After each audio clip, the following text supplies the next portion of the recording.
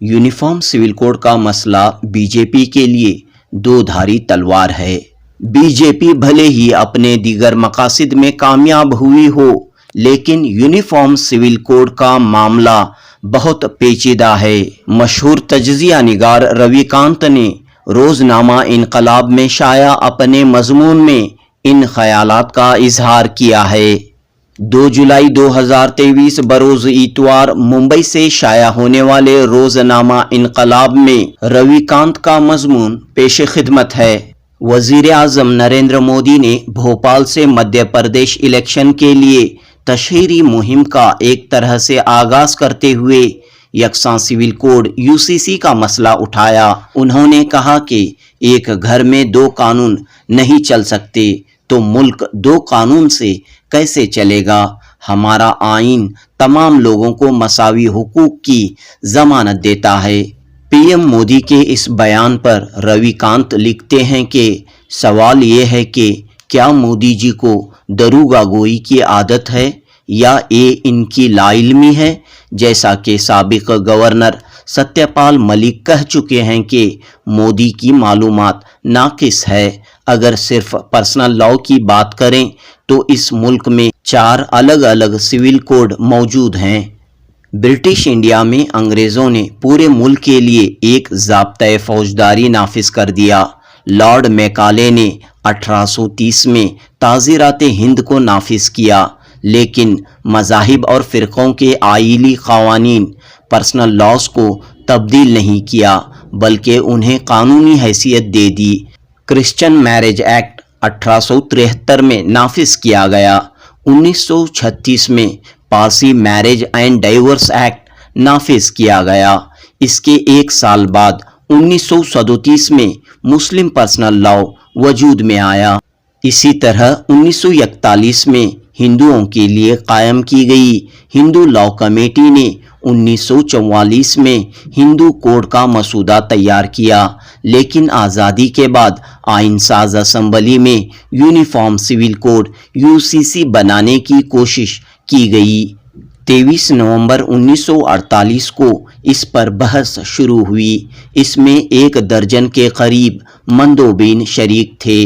कन्हैया लाल, मानिक लाल मुंशी और अलादी कृष्ण स्वामी अय्यर ने uniform civil code की हिमायत में अपने दलाइल पेश किए। जदीद नज़रियात और मगरबी क़वानीन के हामी जवाहरलाल नेहरू और डॉक्टर अंबेडकर भी यूसीसी के हक़ में थे, जबकि मोहम्मद इस्माइल, नज़ीरुद्दीन अहमद, महमूद अली बेग, बी पोकर और हुसैन इमाम, इन 5 नुमाइंदों ने यकसा सिविल कोड की मुखालिफत की। तकसीम के वक्त मुस्लिम माशरा खौफ व हिरास में था। इनकी तशवीश और मुखालिफत की वजह से जवाहरलाल नेहरू, बाबा साहब अम्बेडकर और श्यामा प्रसाद मुखर्जी समेत दीगर ने यकसा सिविल कोड को मुलतवी करने पर इत्तेफाक किया। इसके बाद यकसा सिविल कोड को आर्टिकल 44 के तहत रहनुमा हिदायतों में शामिल किया गया। अक़लियती मुशावरती कमेटी की सिफारिश थी कि यकसा सिविल कोड को मुसलमानों की रजामंदी से ही लागू किया जाए। अहम बात यह है कि इस अक़लियती मुशावरती कमेटी में अंबेडकर और श्यामा प्रसाद मुखर्जी भी शामिल थे। यकसा सिविल कोड जनसंघ और बीजेपी समेत दाएं बाजू के तमाम अनासिर का एक मुतालिबा रहा है। आरएसएस, हिंदू महासभा, राम राज्य परिषद, जनसंघ और 1980 में कायम होने वाली बीजेपी की सियासत के 3 कलीदी मौज़ूआत रहे हैं। दफ़ा 370 को मनसूख करके कश्मीर की खुद मुख्तारी का खात्मा, राम मंदिर की तामीर और यकसा सिविल कोड का निफाज। एनडीए सरकार के दौरान बीजेपी ने कम अज़ कम मुश्तरका प्रोग्राम से इन मौज़ूआत को अलग कर दिया था, लेकिन 2002 के गुजरात फसादात के बाद हिंदू हृदय सम्राट के तौर पर उभरने वाले नरेंद्र मोदी कॉरपोरेट हिंदुत्व के रथ पर सवार होकर 2014 में 282 सीटें जीतकर वज़ीर आज़म बन गए।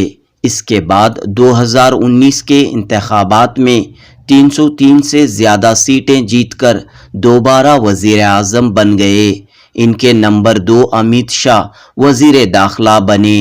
5 अगस्त 2019 को अमित शाह ने पार्लियामेंट में आर्टिकल 370 को मनसूख करके जम्मू कश्मीर का रियासत का दर्जा ख़त्म करके इसे मरकज़ के ज़ेरे इंतज़ाम 3 इलाकों जम्मू कश्मीर और लद्दाख में तकसीम कर दिया।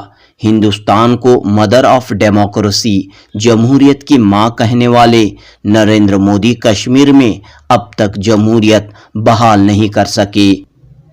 रविकांत लिखते हैं कि कश्मीर का नज़्म नस्क लेफ्टिनेंट गवर्नर और फौज के तौसत से चलाया जा रहा है। क्या ये इसलिए किया गया कि कश्मीर में मुसलमान अक्सरियत में हैं? क्या इसके ज़रिए मुसलमानों के ख़िलाफ़ मुतवस्सित तबके और ऊंची ज़ात के हिंदुओं में मौजूद नफ़रत को तस्कीन पहुंचाई गई? आर्टिकल 370 के खात्मे के ठीक 1 साल बाद 5 अगस्त 2022 को राम मंदिर का संगे बुनियाद रखा गया।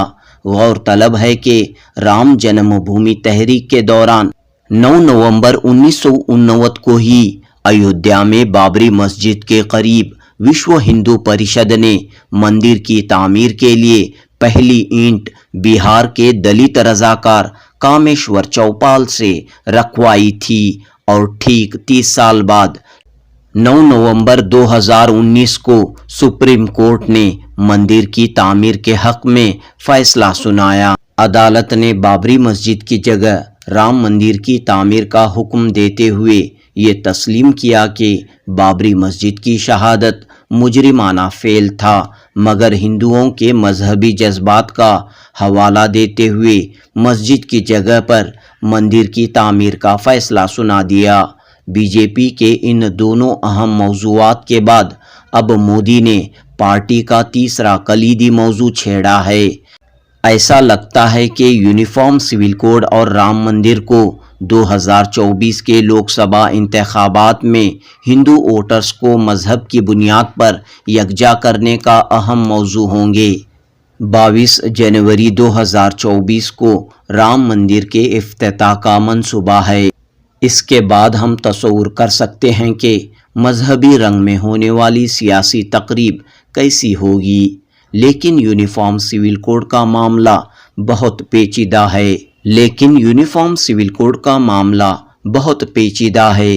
क्या मोदी यूनिफॉर्म सिविल कोड को नाफिज करने में कामयाब होंगे या फिर ये महज माहौल को गरमाने की कोशिश है? क्या ये फ़िरक़ावाराना पोलराइजेशन के लिए महज एक जुमला है? दरअसल मतनू हिंदुस्तान में यकसा सिविल कोड को नाफिज करना इतना आसान नहीं है। इसके ज़रिए मोदी मुसलमानों को निशाना बना रहे हैं, लेकिन हिंदू समाज में भी अक़ाइद के मामले में इख्तिलाफ़ात मौजूद हैं। क्या जनूबी हिंदुस्तान के हिंदुओं के समाजी अक़ाइद को शुमाली हिंदुस्तान में कबूल किया जा सकता है? मिसाल के तौर पर महाराष्ट्र और जनूबी हिंदुस्तान में मामू और भतीजी की शादी हो सकती है, मगर शुमाली हिंद का हिंदू इसे कतई कबूल नहीं कर सकता। असल चैलेंज कबाइली माशरे का होगा। शुमाल मशरिक में ईसाई अक्सरियती रियासतों नागालैंड और मिज़ोरम में कबाइलों के अपने आइली कवानीन हैं। आदिवासियों में तैदाद अज़दवाज और एक से ज़ायद शोहरों का रिवाज मौजूद है।